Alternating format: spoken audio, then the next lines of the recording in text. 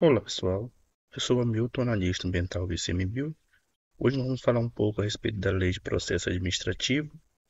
Você que está estudando aí para o seu concurso público, seja ele IBAMA, ICMBio, concurso policial, de tribunais, enfim. É uma lei muito comum a diversos concursos públicos. Não esqueça de seguir o canal, curtir, comentar e compartilhar este vídeo. Um processo é um conjunto de ações e atos realizados pela administração pública para atingir objetivos previstos em lei. Você que está estudando para concurso, que vai passar, vai virar um servidor público, você vai se deparar naturalmente com um processo administrativo. Quando você for pedir uma licença, você vai ter que abrir um processo administrativo para solicitar uma licença, por exemplo. Espero que você não passe por isso, mas caso seja necessário, se você cometer uma infração, a administração vai precisar abrir um processo administrativo disciplinar contra você. Então, também se trata de um processo administrativo. Então, o processo administrativo está na vida de um servidor público. Então, processo administrativo é isso, esse conjunto de ações e atos que a administração pública realiza para atingir esse objetivo determinado em lei.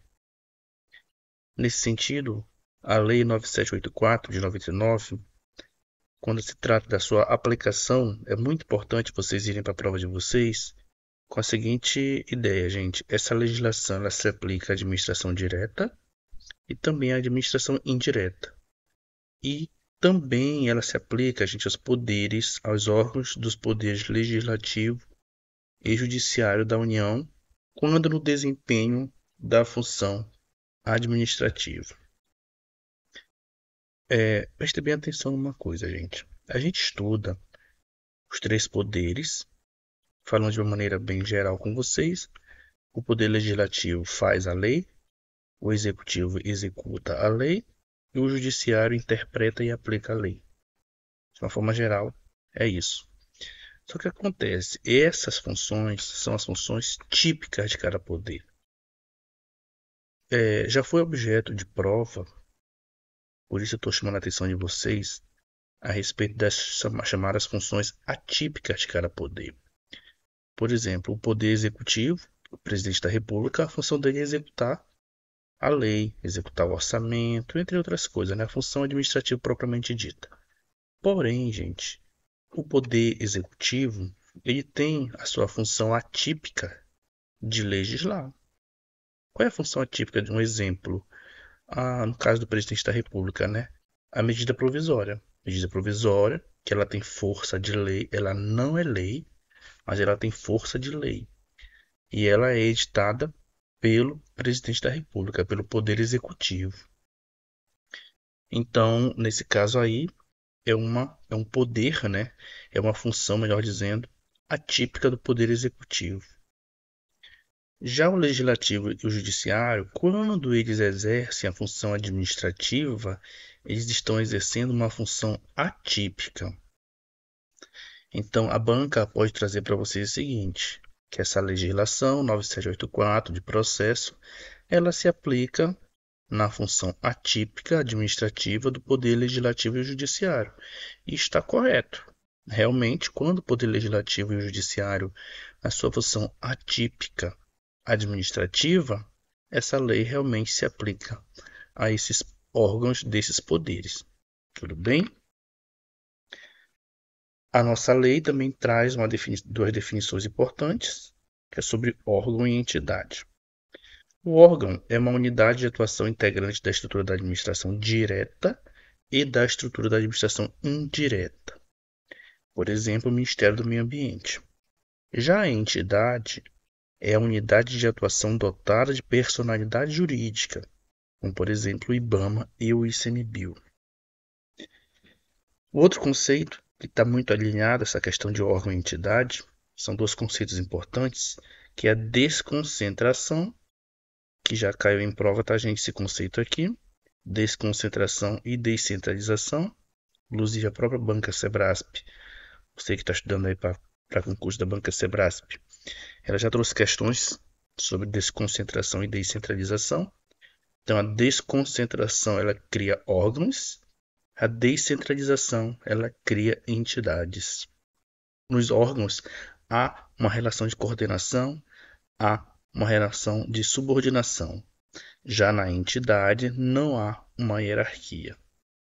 Isso é muito importante vocês saberem disso, gente.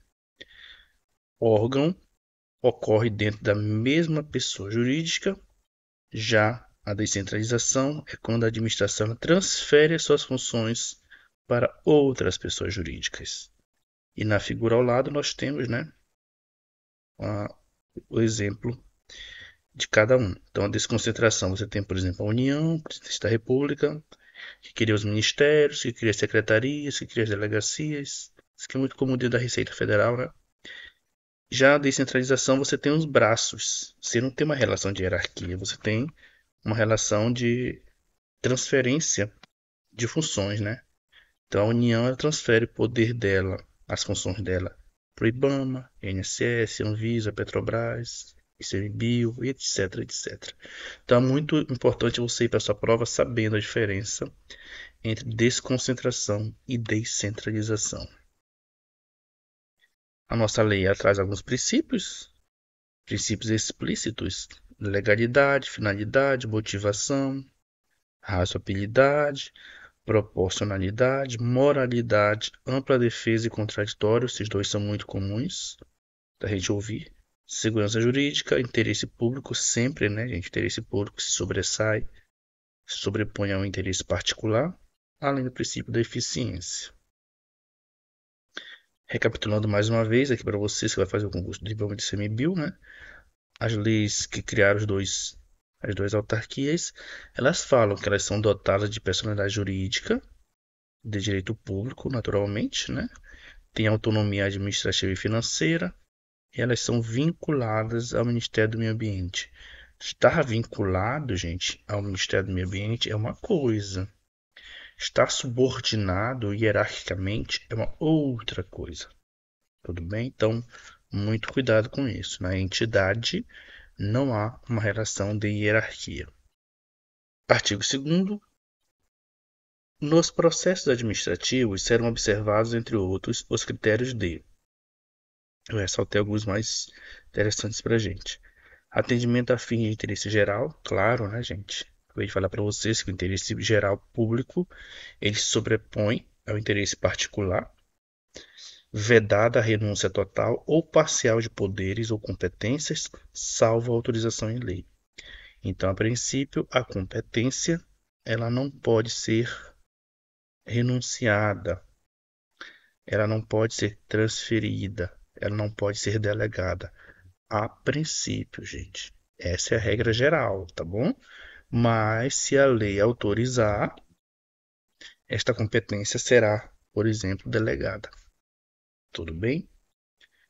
Proibição de cobrança de despesas processuais, ressalvadas as previstas em lei. Então, a princípio, a gente também não pode cobrar despesas processuais, exceto aquelas que a lei prevê. Tá bom?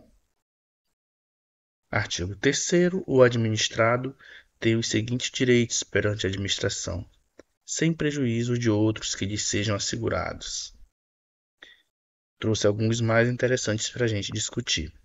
Fazer-se assistir facultativamente por advogado, salvo quando obrigatória a representação por força de lei. Isso aqui também já foi objeto de prova, tá, gente? É facultado, gente. Não é obrigatório o administrado fazer-se assistir, né, por um advogado. Não é obrigatório um advogado em um processo administrativo, a não ser que a lei obrigue.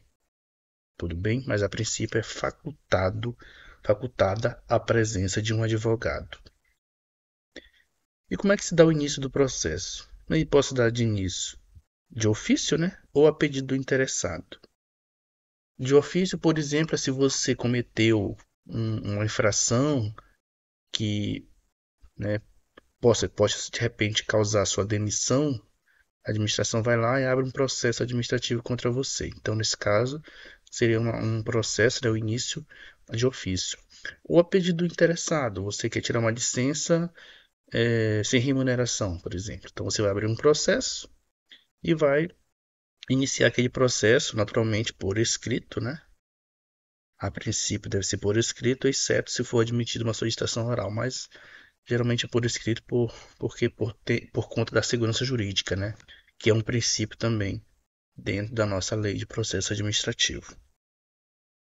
E quem são os interessados? Pessoas físicas ou jurídicas que o iniciem como titulares de direitos ou interesses individuais ou no exercício do direito de representação. Nesse caso, que seria, por exemplo, advogado. Aqueles que, sem ter iniciado o processo, têm direitos ou interesses que possam ser afetados pela decisão a ser adotada. Isso é muito comum. Inclusive, recentemente me deparei com um caso parecido. Um administrado, uma pessoa chegou aqui no ICMBio e queria acesso a um processo, porque tinha sido auto de infração lavrado contra uma determinada pessoa dentro da área deste senhor. E aí ele queria ter acesso ao processo. Claro, seguindo-se as regras, né? Mas a princípio ele é também um interessado, já que ele teria direito, né, ou interesse que seriam afetados pela decisão do ICMBio. Aí aqui isso é muito interessante que vocês se atentem, tá, gente? Porque às vezes a banca gosta de trocar, tá? Organizações e associações representativas no tocante a direitos e interesses coletivos. Coletivos. Pessoas, muito cuidado, gente, que são pessoas. Quando se trata de interessados, são pessoas. A gente vai ver lá para frente, quando fala sobre outra coisa, que a lei trata de cidadão, tá? Então, muito cuidado. Quando se trata de interessado, é pessoas. Então, pessoas ou as associações legalmente constituídas, quanto a direitos ou interesses difusos, quanto que as organizações e associações representativas são interesses coletivos, pessoas ou associações legalmente constituídas são direitos difusos, tá? Então, às vezes pode haver uma troca. Lá na hora da prova, a banca dizer que os interessados são pessoas ou cidadãos, né? Ela pode trocar também, ou associações legalmente constituídas contra interesses ou direitos coletivos. E está errado, tá, gente? Interesses difusos. Então, muito cuidado com essa parte bem aqui. Em relação à competência, né, que eu já falei para vocês, a princípio ela é irrenunciável. O poder público não pode renunciar à sua competência, salvo os casos de delegação e avocação definidos em lei. A delegação pode ocorrer mesmo se não houver subordinação hierárquica. Gente, isso aqui já foi objeto de prova. Muito cuidado. Aliás, o tópico de competência, sem dúvida alguma, é um dos que mais cai em prova, né? Então, a delegação pode ocorrer mesmo se não houver subordinação hierárquica. Então, não há necessidade de ter uma hierarquia para que ocorra a delegação da competência, tá? Exceto, claro, se não houver impedimento legal, né? Presta atenção, pessoal. Isso também cai em prova bastante, tá? Não podem ser delegadas a edição de atos de caráter normativo. Não pode ser delegado, gente. A decisão de recurso administrativo também não pode ser delegado. E as matérias de competência exclusiva do órgão ou autoridade também não pode ser delegado. Dê um print, anota, escrevam se você ainda não estudou essa lei, se você ainda está com dificuldade. Isso aqui é muito comum de cair em prova. O ato de delegação é revogável a qualquer tempo pela autoridade delegante. Questão bem tranquila, né? As decisões adotadas por delegação devem mencionar explicitamente esta qualidade e considerar-se-ão editadas pelo delegado. Isso aqui também já caiu em prova, viu, gente? Da banca Sebrasp. E a avocação. Será permitida em caráter excepcional e por motivos relevantes devidamente justificados a avocação temporária de competência atribuída a órgão hierarquicamente inferior, tá? Então, sobre a avocação, ela é excepcional, não é a regra, tá? E ela é temporária, não é porque você hierarquicamente inferior a mim, que eu vou pegar as tuas funções, né? A não ser que seja um caráter realmente excepcional. E tem que ser realmente devidamente justificada e, naturalmente, também é temporária. Não posso pegar para sempre a tua função, né? E sobre os impedimentos de suspeição, gente. É impedido de atuar em processo administrativo o servidor ou autoridade que tenha interesse direto ou indireto na matéria, tenha participado ou venha a participar como perito, testemunha ou representante, ou se tais situações ocorrem quanto ao cônjuge, companheiro ou parente, e afins até o terceiro grau.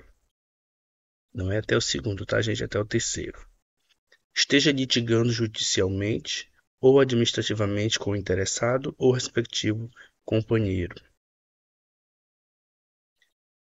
E muito cuidado, gente. A omissão do dever de comunicar o impedimento constitui falta grave para efeitos disciplinares. A banca pode dizer que a sua omissão ela constitui falta leve, falta gravíssima, constitui motivo para demissão, enfim, em situações. Mas na realidade, a sua omissão, se você sabe que você é suspeito, então você tem que dizer, olha, eu não posso, tá, atuar neste processo administrativo porque eu sou suspeito. Eu estou, né, litigando, eu estou brigando judicialmente com o administrado, por exemplo, enfim. Tá? Então, tem situações aí de suspeição. Então, se você se enquadra em uma dessas aqui e não comunica à administração, então você constitui uma falta grave para efeitos disciplinares. Pode ser arguída a suspeição de autoridade ao servidor que tenha amizade íntima ou inimizade notória com algum dos interessados, ou com os respectivos cônjuges, companheiros, parentes e afins até o terceiro grau. Mas detalhe, o indeferimento de alegação de suspeição poderá ser objeto de recurso, mas sem efeito suspensivo. Tudo bem? Sem efeito suspensivo. Os atos do processo administrativo não dependem de forma determinada, senão quando a lei expressamente a exigir. Os atos do processo devem ser escritos, produzidos por escrito em vernáculo, com a data e o local de sua realização e assinatura da autoridade responsável. O vernáculo é nosso idioma, né, gente? Nossa língua portuguesa. Salvo imposição legal, o reconhecimento de firma somente será exigido quando houver dúvida de autenticidade. A Lei 13.726 de 2018 fala o seguinte, no seu artigo 3º, na relação dos órgãos e entidades dos poderes da União, dos Estados do DF e dos municípios com o cidadão, é dispensada a exigência de reconhecimento de firma. Tudo bem? Então, nós não devemos exigir reconhecimento de firma do administrado. Então, a gente tem que confrontar a assinatura com aquela constante no documento da identidade. Já aconteceu comigo, a assinatura do indivíduo na procuração era totalmente diferente da assinatura dele no documento da identidade. Aí, nesse caso, a gente não aceitou a procuração dele porque nitidamente tinha sido falsificada a assinatura do indivíduo. Então, a gente não vai exigir o reconhecimento de firma, mas a gente tem que confrontar as assinaturas, né, gente? Porque amanhã um processo pode prescrever, enfim, mas em situações aí jurídicas que podem acontecer. O processo deverá ter suas páginas numeradas sequencialmente e rubricadas. Os atos do processo devem realizar-se em dias úteis no horário normal de funcionamento da repartição da qual tramitar o processo. Serão concluídos depois do horário normal os atos já iniciados, cujo adiamento prejudique o curso regular do procedimento ou cause dano ao interessado ou à administração. Inexistindo disposição específica, os atos do órgão ou autoridade responsável pelo processo e dos atos administrativos que dele participem devem ser praticados no prazo de 5 dias, salvo motivo de força maior. Os atos do processo devem realizar-se preferencialmente na sede do órgão, cientificando-se o interessado se outro for o local de realização. No caso aqui do ICMBio, que tem ICMBio em todos os estados do Brasil, a gente sempre orienta o seguinte: olha, você pode protocolar o seu documento em qualquer unidade do ICMBio, tá? Então, no nosso caso do ICMBio, a pessoa não precisa necessariamente vir até aqui no Pará, por exemplo, onde eu estou lotado. Não, você pode protocolar sua defesa em qualquer lugar do Brasil, qualquer ICMBio, se você quiser, ou mesmo por e-mail, se você desejar. Em relação à intimação, gente, a intimação pode ser efetuada por ciência no processo, por via postal, com aviso de recebimento, por telegrama ou outro meio que assegure a certeza da ciência do interessado. No caso de interessados indeterminados, desconhecidos ou com domicílio indefinido, a intimação deve ser efetuada por meio de publicação oficial. O que é que acontece? Citar o meu exemplo prático. Eu vou para campo, chegando lá, o autuado, os infratores, né, fugiram, tudo bem, mas aí, bisbilhotando lá, eu encontrei documentos que comprovassem que o seu Raimundo é o dono daquele garimpo ilegal. Então eu vou autuar, né, o seu Raimundo. O seu Raimundo não está ali. Então, se ele não está ali, ele não vai dar ciência no processo, naquele momento. Ele fugiu, então, ou ele não estava lá, enfim. E aí, de maneira que ele não vai assinar o auto de infração, que seria a ciência dele, certo? Chegando ao ICMBio, ao escritório, eu vou fazer uma busca do endereço, CPF, etc. do seu Raimundo. E aí eu vou mandar pelo correio, né? Pelo correio com aviso de recebimento. A primeira opção é essa. Se chegar, né, a correspondência assinada, perfeito. É a ciência do seu Raimundo. Tá? Se não chegar, eu vou tentar em todos os endereços dele, de forma que realmente eu consiga comprovar, né, de maneira que eu consiga assegurar que de fato ele teve a ciência dele no processo. Em último caso, já tentei de tudo, não consegui encontrar o seu Raimundo. Aí, para esses casos, eu vou fazer o que? A publicação de Diário Oficial da União. A publicação do Diário Oficial da União, gente, é a última opção da gente. É a última opção. A gente sempre tem que tentar, de todas as maneiras, todos os endereços dele, enfim, qualquer coisa que a gente realmente consiga comprovar que ele teve a ciência, né? Em último caso, a gente publica no Diário Oficial da União. E as intimações serão nulas quando feitas sem observância das prescrições legais, mas o comparecimento do administrado supre sua falta de regularidade. O desatendimento da intimação não importa o reconhecimento da verdade dos fatos, nem a renúncia a direito pelo administrado. Isso é muito importante, tá, gente? Deve ser objeto da intimação os atos do processo que resultem para o interessado em imposição de deveres, ônus, sanções ou restrição ao exercício de direitos e atividades e os atos de outra natureza de seu interesse. Qualquer ato que você for fazer no processo que vai causar um ônus, uma sanção, enfim, para o interessado, ele tem que ser cientificado. E sobre a instrução? A atividade de instrução destinada a averiguar e comprovar os dados necessários à tomada de decisão realizam-se de ofício ou mediante impulsão do órgão responsável pelo processo, sem prejuízo do direito dos interessados e propor atuações probatórias. A fase de instrução, gente, é, digamos assim, a preparação para a fase seguinte, que vai ser o julgamento. Você vai a campo, lavrou o auto de infração, fez a intimação do autuado, ele apresentou ou não a defesa dele, mas aí você vai ter que fazer a instrução do processo, certo? Então você vai fazer toda a averiguação, comprovação, analisar todos os passo a passo no processo como uma preparação para a fase posterior, que vai ser o julgamento daquele auto de infração. Então, são inadmissíveis no processo administrativo as provas obtidas por meios ilícitos. Questão bem tranquila, né, gente? A gente não pode admitir prova ilícita no processo. Cabe ao interessado a prova dos fatos que tenha alegado. Porém, quando o interessado declarar que fatos e dados estão registrados em documentos existentes na própria administração ou em outro órgão administrativo, o órgão competente para a instrução proverá de ofício a obtenção dos documentos ou das respectivas cópias. Isso aqui acontece muito aqui com a gente. Como vocês sabem, o ICMBio foi criado a partir do IBAMA. Então, a gente ainda tem muitos processos antigos, né, do tempo do IBAMA. Então, vira e mexe, às vezes a gente tem que pedir cópia do processo para o IBAMA, por exemplo, para poder a gente fazer uma instrução de um processo nosso. Então, isso é muito comum de acontecer, tá?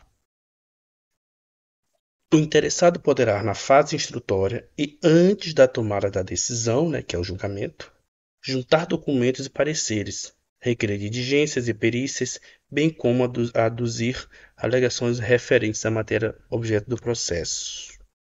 Porém, somente poderão ser recusadas, mediante decisão fundamentada, as provas propostas pelos interessados, quando sejam ilícitas, impertinentes, desnecessárias ou protelatórias. Ou seja, pessoal, como eu te falei agora e repito, a instrução é uma fase pré-julgamento. Perfeito, né? Você já entendeu isso. O que é que acontece? Durante essa fase, a gente pode juntar coisa no processo, o autuado também pode, ele pode juntar a defesa dele, tudo que ele quiser. E nessa produção de prova, o autuado, ele pode requerer oitiva, pode requerer perícia, enfim, uma série de coisas que ele pode requerer no processo.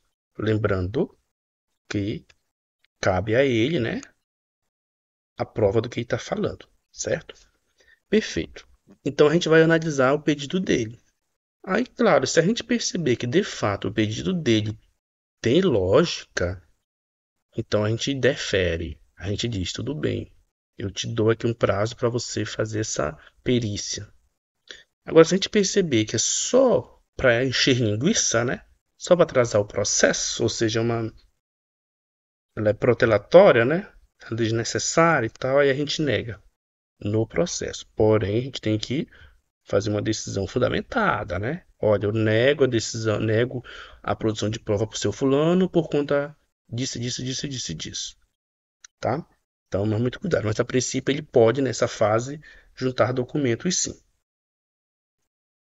Os interessados serão intimados de prova ou de diligência ordenada com antecedência mínima de 3 dias úteis, mencionando-se data, hora e local de realização.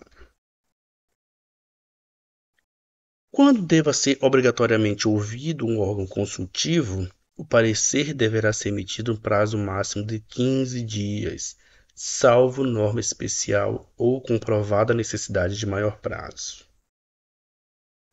Se um parecer obrigatório e vinculante deixar de ser emitido no prazo fixado, o processo não terá seguimento até a respectiva apresentação. Se um parecer obrigatório e não vinculante deixar de ser emitido, o processo segue e, posteriormente, será decidida a sua dispensa. Porém, em ambos os casos, né, pode-se responsabilizar a pessoa que deu causa ao atraso ou a pessoa que se omitiu no atendimento.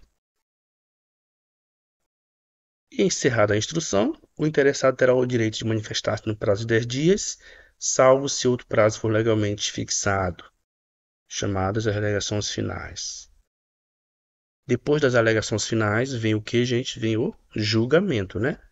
Então, você tinha lá a lavratura de auto de infração, fez a intimação do autuado, fez a fase de instrução, ele pôde apresentar a defesa dele, e acabou esse prazo, aí você dá mais um prazo para ele, que é chamado prazo de alegação final. São mais de 10 dias para ele se manifestar. Aí depois disso vem o julgamento, tá bom? Concluída a instrução do processo, a administração tem um prazo de até 30 dias para decidir, salvo prorrogação por igual período expressamente motivada, que seria o julgamento. Outro tópico importante que já caiu em prova, gente, é a decisão coordenada. É a instância de natureza interinstitucional ou intersetorial que atua de forma compartilhada com a finalidade de simplificar o processo administrativo mediante participação concomitante de todas as autoridades e agentes decisórios e dos responsáveis pela instrução técnico-jurídica, observada a natureza do objeto e a compatibilidade do procedimento e de sua formalização com a legislação pertinente. Atenção, gente! A decisão coordenada não exclui a responsabilidade originária de cada órgão ou autoridade envolvida. A decisão coordenada obedecerá aos princípios da legalidade, da eficiência e da transparência, com utilização sempre que necessário da simplificação do procedimento e da concentração das instâncias decisórias. Atenção, pessoal, atenção. Não se aplica a decisão coordenada aos processos administrativos de licitação. Licitação não é aplicável a decisão coordenada, tá bom? Relacionados ao processo sancionador e que estejam envolvidas autoridades de poderes distintos. Nesses 3 casos não se aplica a chamada decisão coordenada. Outro tópico, que inclusive já foi objeto de prova discursiva da Banca Sebrasp, é sobre motivo e motivação, que muita gente confunde. O motivo, gente, é o pressuposto de fato e de direito, que serve de fundamento ao ato administrativo. Já a motivação é uma exposição de motivos que determinará a prática do ato. Então, a motivação. Os atos administrativos deverão ser motivados com a indicação dos fatos e dos fundamentos jurídicos quando neguem, limitem ou afetem direitos ou interesses. Falei para vocês da agora, se a pessoa no processo pede uma produção de provas e eu nego, então eu tenho que motivar, eu tenho que expor, eu tenho que dizer os motivos pelos quais eu estou negando a produção de prova para aquela pessoa, por exemplo. Que imponham ou agravem deveres, encargos ou sanções. Questão bem lógica, né?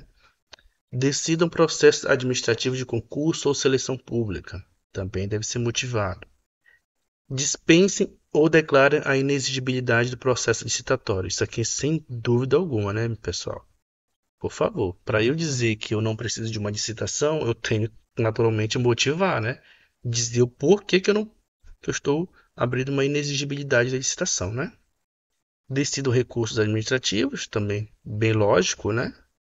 Se eu estou decidindo recurso negando ou mesmo acatando, eu tenho que também motivar, né?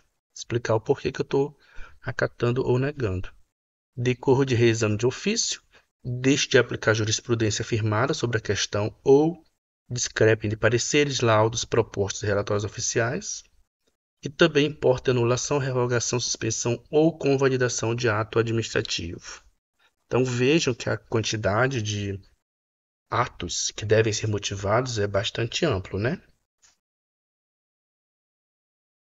A desistência ou renúncia do interessado, conforme o caso, não prejudica o prosseguimento do processo, se a administração considerar que o interesse público assim exige.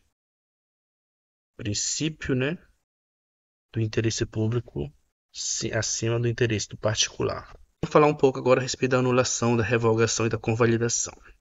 São 3 figuras da nossa lei que são fundamentais. A anulação, gente, são os atos eivados de vício de legalidade. Então, se você tem um ato que é ilegal, que tem vício de legalidade, ele vai sofrer o processo a princípio, né, de anulação. Tá bom?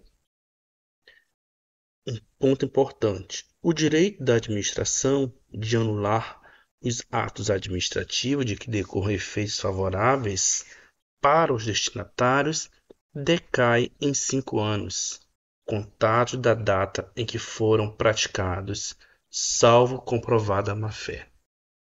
Então você tem 5 anos, né, para anular o ato que decorra efeito favorável para os destinatários. Eu trago 2 conceitos para vocês importantes, que é a prescrição e a decadência. A prescrição é a perda do direito de uma ação. A decadência é a extinção do direito em si. A prescrição, a gente admite suspensão ou interrupção em alguns casos. Já a decadência, a princípio, ela não admite. Um exemplo de prescrição, lavrar um auto de infração contra uma pessoa. Se uma pessoa comete uma infração ambiental hoje, a gente tem 5 anos para lavrar um auto de infração contra essa pessoa. Se daqui a 5 anos a gente não lavrar o auto de infração, então a gente diz que prescreveu o nosso direito de ação. Ou seja, nós não poderemos mais lavrar auto de infração contra aquela pessoa, porque aquele direito prescreveu. Atenção, gente, cuidado. Ó, isso já foi objeto de prova. O que acontece em relação ao auto de infração? Como eu já falei, eu tenho 5 anos, né, para lavrar auto de infração. Se porventura prescrever esse direito, o que acontece? Duas coisas. Primeiro, eu não vou mais poder lavrar auto de infração, porque já prescreveu, certo? Segundo, gente, que o fato de ter prescrito esse direito, eu continuo tendo a obrigação de cobrar de você o dano, a recuperação do dano. Ou seja, a recuperação do dano ambiental não prescreve. Preste bem atenção. O que prescreve é o meu direito de lavrar o auto de infração. Tudo bem? Mas o meu direito de cobrar a recuperação do dano ambiental que você causou, esse direito não prescreve, gente. Banca Sebrasp já trouxe isso em prova, tá? Então, muito cuidado. E sobre a decadência? O exemplo dela é o direito de revisão ou anulação de um auto de infração. Então, uma vez que eu lavrei o auto de infração, então conta-se um prazo para ocorrer a decadência, tá? Então, se porventura você é o interessado, por exemplo, não pediu revisão daquele auto de infração no prazo de 5 anos, então vai decair o seu direito de pedir, né, a revisão ou anulação daquele auto de infração. E sobre a revogação? A revogação, você revoga um ato por motivo de conveniência ou oportunidade. Para a gente recapitular, enquanto a anulação é por vício de legalidade, a revogação é por motivo de conveniência ou oportunidade. Por exemplo, aqui no ICMBio, a cada 55 dias de trabalho em unidade de edifício acesso, a gente tem direito a 5 dias de folga. Claro, se amanhã o presidente do ICMBio quiser revogar isso, ele pode. Se disser, não, hoje não é mais conveniente eu dar 5 dias de folga para os servidores. Então, eu vou revogar isso. Então, nesse caso, não seria uma anulação, né? Seria uma revogação, já que esse ato, essa portaria que nos dá hoje esse direito, ela não é ilegal. Ela não é ilegal, tá? Então, se não tem vício de legalidade, mas então não se trata de anulação. Trata-se, nesse caso, de uma revogação, que é por conveniência ou oportunidade. E já com validação, decisão na qual se evidencie não acarretar em lesão ao interesse público, nem prejuízo a terceiros, os atos que apresentarem defeitos sanáveis são passíveis de convalidação. Tudo bem, gente? Então, anulação, vício de legalidade, revogação, conveniência ou oportunidade. E a convalidação, defeitos sanáveis. Se você tem um defeito insanável, então você vai direto para anulação. Se for um vício de legalidade, tá bom? E sobre recursos, que é um tópico que também cai bastante, gente. O recurso será dirigido à autoridade que proferiu a decisão, a qual, se não reconsiderar no prazo de 5 dias, o encaminhará à autoridade superior. O que é que acontece? Você foi julgado, teve uma decisão, você vai entrar com recurso. Você não concorda, vai entrar com recurso. Você vai entrar com recurso para onde? Para a própria autoridade que fez o julgamento. Tá bom? Se essa autoridade não reconsiderar a decisão dela no prazo de 5 dias, ela vai encaminhar para a autoridade superior. Tá? Se ela reconsiderar, perfeito. Tudo bem? Então, o recurso ele será dirigido à própria autoridade que proferiu a decisão. Ok, gente? Salvo exigência legal, a interposição de recurso administrativo independe de caução. O recurso administrativo tramitará no máximo por 3 instâncias administrativas, salvo disposição legal diversa. Aqui no caso do ICMBio, e eu creio que também seja do IBAMA, nós temos apenas 2 instâncias, tá, gente? 2 instâncias pode, até porque é no máximo 3, né? Agora, 4 instâncias é que não pode. E tem legitimidade para interpor recurso administrativo, gente, muito cuidado. Os titulares de direitos e interesses que forem parte no processo, aqueles cujos direitos ou interesses forem indiretamente afetados pela decisão recorrida. De novo, as organizações e associações representativas referentes a direitos coletivos, cidadãos agora não são pessoas, né? São cidadãos, ou associações quanto a direitos ou interesses difusos, gente. Muito cuidado com isso aqui, pessoal. Falei para você lá no início da aula, né? Quanto que lá nos interessados são pessoas, aqui nos recursos são cidadãos. Lembrando que pessoas é uma coisa, cidadãos é outra coisa. Salvo disposição legal específica, é de 10 dias o prazo para interposição de recurso administrativo, contado a partir da ciência ou divulgação oficial da decisão recorrida. Então, são 10 dias para entrar com recurso. Salvo disposição legal em contrário, o recurso não tem efeito suspensivo. Porém, havendo justo receio de prejuízo de difícil ou incerta reparação decorrente da execução, a autoridade recorrida ou a imediatamente superior poderá, de ofício ou a pedido, dar efeito suspensivo ao recurso.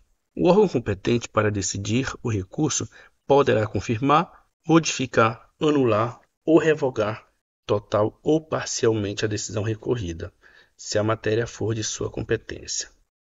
Se da aplicação do disposto neste artigo puder decorrer gravame à situação do recorrente, este deverá ser cientificado para que formule suas alegações antes da decisão. É aquilo que eu já falei para vocês, né, gente? Qualquer decisão que vá afetar o autuado, ele tem que ser comunicado, ele tem que ser cientificado.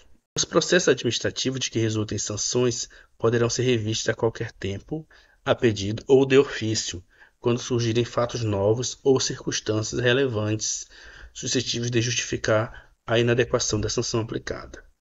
Da revisão do processo não poderá resultar agravamento da sanção. Outro ponto importante.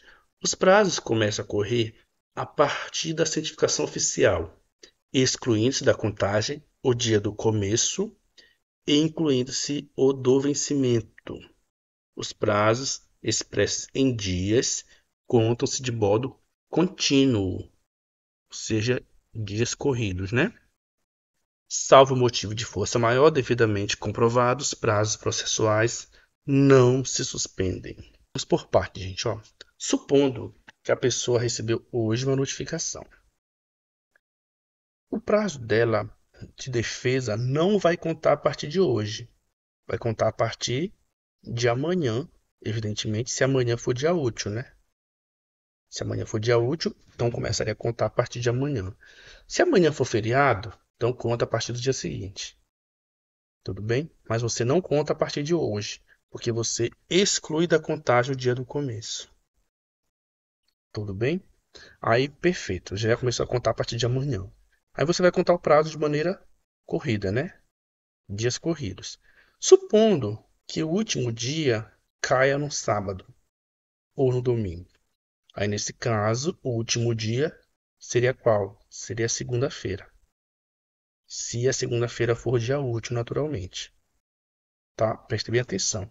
O dia e o final, o início e o final tem que ser dia útil, tá? Mas o prazo no meio entre essas duas datas, né? Esse prazo ele é corrido. Não sei se deu para entender muito bem, tá? Vou repetir novamente. Você exclui o dia do começo, então se você recebeu hoje, a partir de amanhã é que vai contar o prazo de defesa, por exemplo. Tudo bem? Então você corre de maneira corrida, né? Percorre o período de maneira corrida. Aí quando for no último dia, se esse último dia cair no dia útil, perfeito. Se esse último dia cair no sábado ou no domingo, você não conta. Você vai contar a partir de segunda-feira, se for dia útil. E vamos falar agora a respeito de um tópico importante, o edital. A banca Sebrasp, ela costuma trabalhar, né, com a jurisprudência dos tribunais superiores, o STF e o STJ. Começar pelo STJ. A súmula 611. Desde que devidamente motivada e com amparo em investigação ou sindicância, é permitida a instauração de processo administrativo disciplinar com base em denúncia anônima, em face do poder dever de autotutela imposto à administração. Isso aqui já foi objeto de prova de questão da banca Sebrasp. Muito cuidado, gente. Então, é permitida a administração instaurar um processo administrativo disciplinar com base em denúncia anônima? Sim, é permitido, desde que devidamente motivada, desde que tenha amparo em investigação ou sindicância, decidiu o STJ. Súmula 592. O excesso de prazo para a conclusão do processo administrativo disciplinar só causa nulidade se houver demonstração de prejuízo à defesa. Outro ponto que o STJ já decidiu.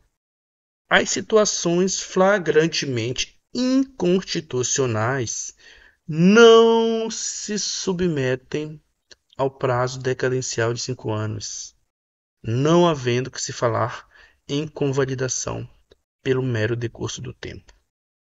Questão bem tranquila, né? Se você tem um ato, né, inconstitucional, não faz sentido realmente, penso eu, que haja uma convalidação, né, após 5 anos, se aquela situação é inconstitucional. Então, o STJ decidiu isso, inclusive o STF ratificou que, de fato, as situações flagrantemente inconstitucionais, elas não se submetem ao prazo decadencial de 5 anos, previsto na nossa lei, né? Não havendo que se falar em convalidação pelo mero decurso do tempo. Lembrando que a convalidação é quando você tem defeitos sanáveis, né? Nesse caso aqui é uma situação inconstitucional, então não há que se falar em convalidação mesmo, né, gente? Já o STF, na sua súmula 5, decidiu o seguinte: a falta de defesa técnica por advogado no processo administrativo disciplinar não ofende a Constituição. Foi o que eu falei para vocês, né? O advogado, no processo administrativo, é facultada a presença dele. E o STF decidiu isso, comprovou que, de fato, o fato de não ter uma defesa técnica de um advogado não ofende a Constituição, nem torna, né, o processo ilegal. O STF também decidiu praticamente a mesma coisa que o STJ. Situações de flagrante inconstitucionalidade não devem ser consolidadas pelo transcurso do prazo decadencial, sob pena de subversão das determinações incertas na Constituição Federal. Tá? Então, não há que se falar em convalidação em situações de flagrante inconstitucionalidade. Decidiram o STF e o STJ. Dito isso, pessoal, vamos colocar agora o cérebro para treinar, né? Questão número 1. Será permitida, em qualquer caso, a avocação temporária de competência atribuída a órgão hierarquicamente inferior. Resposta errada, a gente viu que para que haja avocação, ela tem que ser temporária realmente, né? Ela tem que ser devidamente justificada e, evidentemente, não é em qualquer caso, né? São casos específicos. A avocação é uma exceção. A Lei de Processo Administrativo define prazo decadencial para a administração pública anular os próprios atos, qual se aplica mesmo nos casos de flagrante inconstitucionalidade do ato. Resposta errada, a gente acabou de ver agora que tanto o STF quanto o STJ disseram que em caso de flagrante inconstitucionalidade não há que se falar em prazo decadencial, né, gente? Não há. Muito menos em convalidação, né? Então, resposta errada. Questão terceira. As matérias de competência exclusiva do órgão ou da autoridade, a edição de atos de caráter enunciativo e a decisão de recursos administrativos não podem ser objeto de delegação. Resposta errada, pessoal. Matéria de competência exclusiva pode ser objeto de delegação? Não, né?